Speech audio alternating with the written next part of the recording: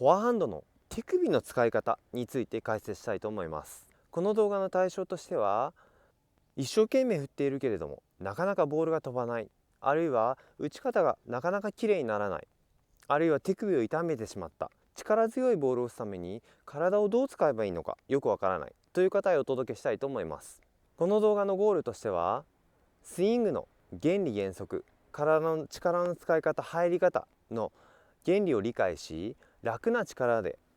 綺麗なフォームで強いボールが打てるようになること、これを理解することがゴールになります。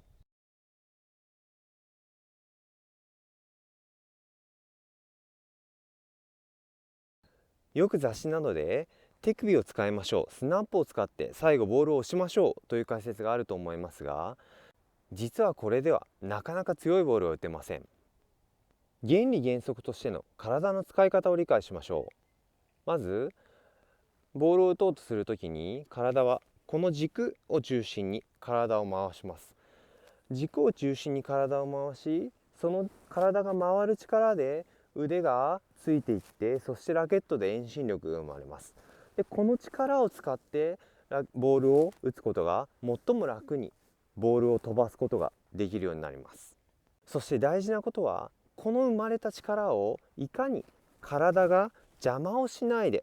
ボールに力を伝えてあげるかということが大事なポイントになります。さらにもう一つは、コースやボールの種類、例えばスピンやフラットなどをコントロールするときに、この体で生まれた力をいかによどみなく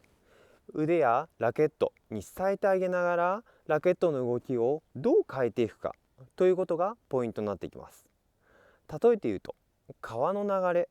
体で大きく生まれた大きい川の流れを途中でせき止めてしまうと、どうしても小さい力でしか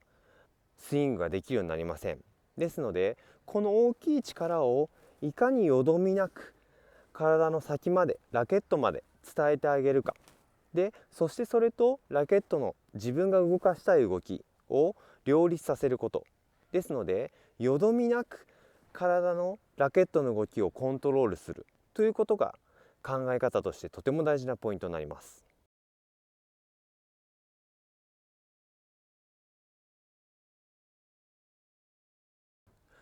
はい。で、手首の動きに着目したいと思います。スイングをしていくときに、トッププロの動きなどを見ると、ボールに当たる前後で手首が動いているように見えると思います。そしてこの動きが手首で押しているように見えるんですけれども、実はこれはそうではないんです。先ほどの考え方でいくと、体が回ってきた力をここで動かそうとすると、どうしてもここでせき止められてしまいます。ここの体の動きと手首の動きがなかなか伝わっていきません。体で生まれてきた力がここで止まってしまい、手首だけの力になってしまいます。大事なポイントは、手首のこの動きは手首の力で生まれているのではなく、体のこの大きい力をラケットに伝えようとした時に、そういう動きに見えているだけなので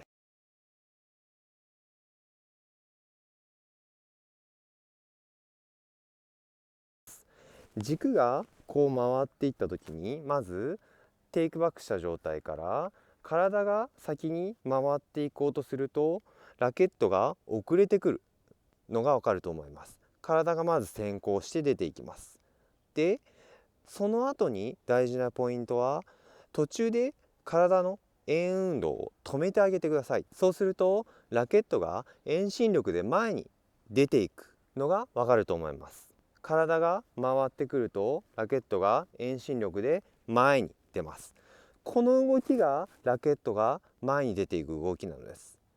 これを写真だけで見ると手首で押しているように見えるんですけれども、実は体が回ってきた力が止まってラケットが前に出ていっているということになります。